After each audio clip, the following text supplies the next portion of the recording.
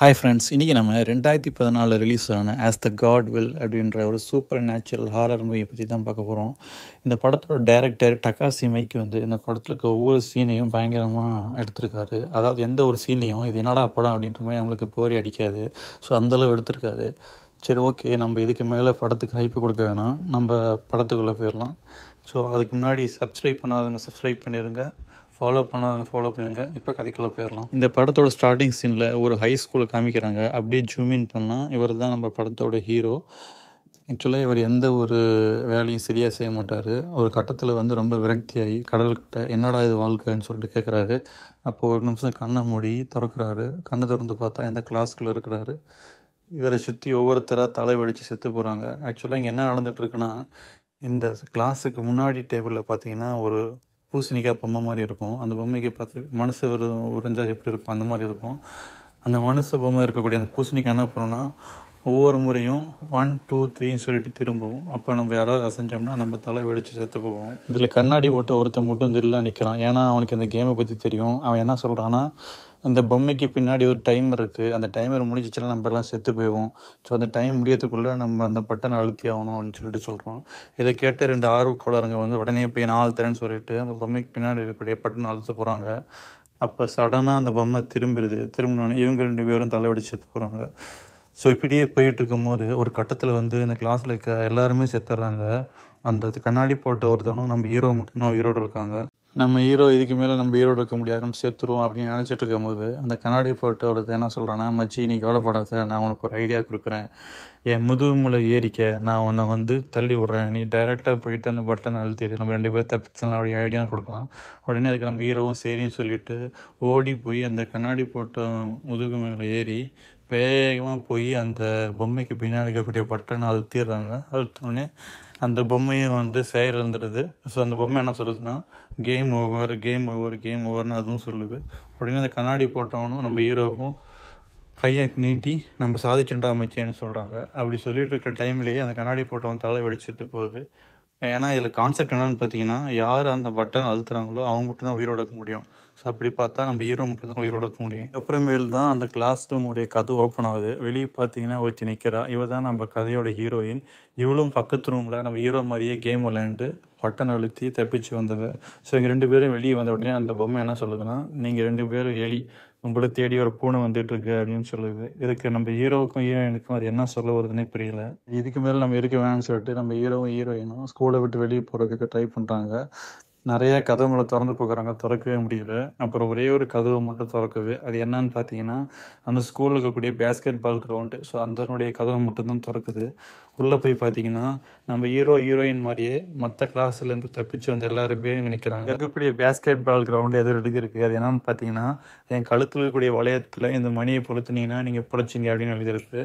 இதை பார்த்துட்டு இருக்க அதே சமயத்தில் அங்கே இருக்கவங்க இந்த ட்ரெஸ்ஸை போட்டுக்கோங்கன்னு சொல்லிட்டு ஒரு மவுஸ் காஸ்டியூம் மாதிரி ஒரு ட்ரெஸ் இருக்குது. அந்த ட்ரெஸ்ஸை நம்ம ஹீரோயின்ட்டையும் கொடுத்து போட சொல்கிறாங்க. இவங்க பேசிகிட்டு இருக்க அந்த டைம்லேயே அந்த பேஸ்கெட் பால் கிரவுண்டு உடச்சி அதுக்கு மேலேருந்து ஒரு பூனை ஒன்று வெளியே வருது. அந்த பூனை வெளியே வந்த உடனே மவுஸ் காஸ்டியூம் போட்டிருக்க ஒவ்வொரு ஸ்டூடெண்ட்டாக பிடிச்சி சாப்பிடுது. இதை பார்த்து நம்ம ஹீரோ ஓகே மவுஸ் காஸ்டியூம் போட்டுருந்தா தான் அவங்கள கொள்ளணும்னு சொல்லிட்டு அங்கே இருக்கக்கூடிய ஸ்டூடெண்ட்ஸ்கிட்ட மவுஸ் காஸ்டியூம் ட்ரெஸ்ஸை கழட்டுங்க அப்படின்னு சொல்கிறாரு. இதை கேட்ட மற்றவங்களும் சரி மவுஸ் காஸ்டியூம் கழட்டலாம்னு சொல்லிட்டு கழட்டுறாங்க.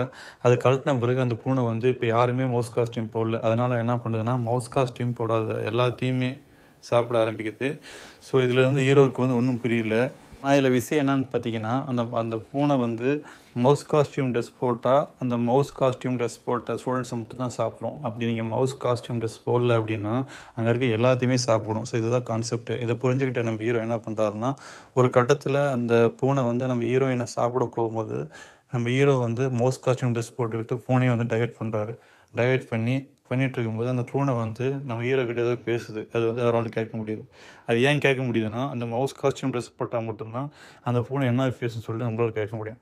அது என்ன சொல்லுதுன்னு பார்த்தீங்கன்னா, எனக்கு முதுகு ரொம்ப அரிக்குது, எனக்கு கொஞ்சம் சொரிஞ்சு உரியா அப்படின்ற மாதிரி சொல்லுது. இதனால் நம்ம ஹீரோ இதை மற்றவங்கள்ட்டையும் சொல்லி அந்த பூனையோட முதுகுமலை ஏரியெல்லாம் சொரிய ஆரம்பிக்கிறாங்க. ஸோ பூனைக்கு ரொம்ப சுகமாகி தூங்க ஆரம்பிச்சிடுது. உடனே அங்கே இருக்கக்கூடிய ஸ்டூடெண்ட்ஸ் என்ன பண்ணுறாங்கன்னா, இந்த மணி யார் போடுறதுன்னு சொல்லிட்டு அவங்க கூட சண்டை வருது.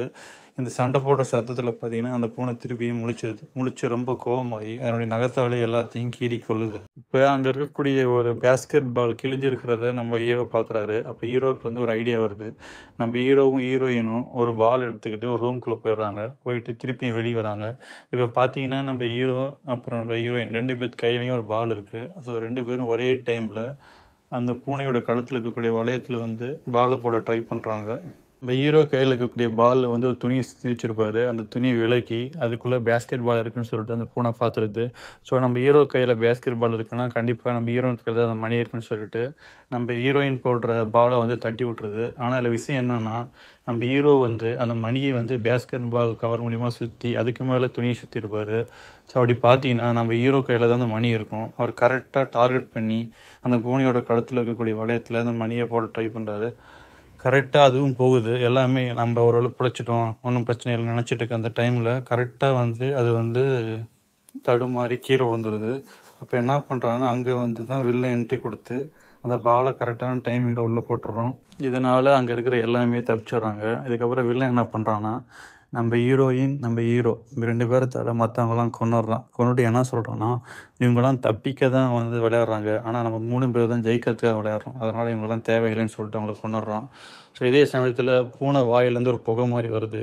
அந்த புகையில் மயங்கி 3 பேருமே மயங்கி விழுந்துடுறாங்க. கண்ணு முழிச்சு பார்த்தா இவங்க வேற ஒரு இடத்துல முழிக்கிறாங்க. அவங்கள இந்த 3 பேரை தவிர மற்ற ஒரு 3 பேர் இருக்காங்க. இவங்கெல்லாம் வந்து வேறு ஸ்கூல்லேருந்து வந்திருப்பாங்க. இப்போ நம்ம ஹீரோ ஹீரோயின் வில்லன் எப்படி வந்து இந்த ஸ்கூலில் விளையாண்டு தப்பிச்சு வந்தாங்களோ அதே மாதிரி அங்கே இருக்கக்கூடிய 3 பேர் வந்து வேறு ஸ்கூலில் விளையாண்டு அங்கே தப்பிச்சு வந்திருப்பாங்க. அதில் ஒருத்தி வந்து நம்ம ஹீரோவுடைய சின்ன வயசு ஃப்ரெண்டாக இருப்பாள். அவகிட்ட நம்ம ஹீரோ கேட்குறான், நீ எப்படி இங்கே வந்த அப்படின்னு கேட்டதுக்கு, நானும் ஒன்றை மாதிரியே வேற ஒரு ஸ்கூலில் விளையாண்டு அங்கேருந்து தப்பித்து வந்திருக்கேன் அப்படின்னு சொல்லுவாள். இங்கே பேசிகிட்டு இருக்கும் போது அங்கே வந்து 4 தூண் மாதிரி பொம்மைங்க வருது. அந்த 4 பொம்மைங்களும் வந்து அடுத்த கேமுக்கு ரெடியா அப்படின்ற மாதிரி இந்த ஸ்டூடெண்ட்ஸ் எல்லாம் கேட்குது. அந்த வேறு ஸ்கூல்லேருந்து வந்து இன்னொருத்தி இருப்பாள். அவளை வந்து விளையாட கூப்பிடுது. அவள் வந்து எனக்கு விளையாட விருப்பம்னு சொல்கிறாள். அதுக்கு வந்து தப்புலாம் சொல்ல முடியாது, நீ கண்டிப்பாக விளையாண்டு தரணும் அப்படின்னு சொல்லுது. சரி, வேறு வழி இல்லாமல் அவளும் இந்த விளையாடுறதுக்கு ஒத்துக்கிறா. உடனே அவளை உட்கார வச்சுட்டு திருப்பியும் அந்த 4 தூண் பொம்மைங்க கும்மி அடிக்குதுங்க. கும்மி அடிச்சுட்டு ஒரு இடத்துல நின்றுட்டு இப்போ பின்னாடி யார் இருக்கேன்னு சொல்லி பார்க்கலான்னு சொல்லிட்டு கேட்குதுங்க. அவளுக்கு தெரியல. அவளும் யோசிச்சு பார்த்துட்டு ஏதோ ஒரு பொம்மை பேர் சொல்கிறா. ஸோ அவளும் வந்து சாக போகிறேன்னு சொல்லிட்டு இன்னொரு பொம்மை சொல்லுது, நீ சாக போகிறான்னு சொல்லிடுது. சொல்லிட்டு இவள் எப்படி கொள்ளுதுன்னு பார்த்தீங்கன்னா, அந்த பொம்மையோட கண்ணிலேருந்து ஒரு ஒளி வருது. அது இவன் நெத்தியில் பட்ட உடனே இவர் கால் ஃபுல்லாக 2ம் கிழிச்சு கொள்ளுதுங்க. ரொம்ப கொடூரமாக கொள்ளுதுங்க. அடுத்தது பார்த்தீங்கன்னா, நம்ம ஹீரோவுடைய சின்ன வயசு ஃப்ரெண்டுன்னு ஒருத்தி இருக்காள். அவளை கூப்பிடுது. ஆனால் வந்து அவள் போக மாட்டேறா. உடனே நம்ம ஹீரோ என்ன பண்ணுறாரு, சரி நான் விளையாடுவேன்னு சொல்லிட்டு நம்ம ஹீரோ முன்னாடி வராரு. முன்னாடி வந்து அவரை அதில் உட்கார வச்சுட்டு அந்த 4 பொம்மைங்க வந்து கும்மி அடிக்குதுங்க. இந்த கேம்லேருந்து நம்ம ஹீரோ தப்பிச்சிடறாரு. அது எப்படின்றதும் இதுக்கப்புறமேல வேறு என்ன கேமுங்கள் இருக்குன்றதும் அடுத்த பாட்டில் பார்க்கலாம். ஸோ இந்த பாட்டு ஆல்ரெடி ரொம்ப லென்த்தாக இருக்கனால அடுத்த பாட்டு நான் போஸ்ட் பண்ணுறேன். ஸோ அதில் வந்து பார்த்துக்கோங்க.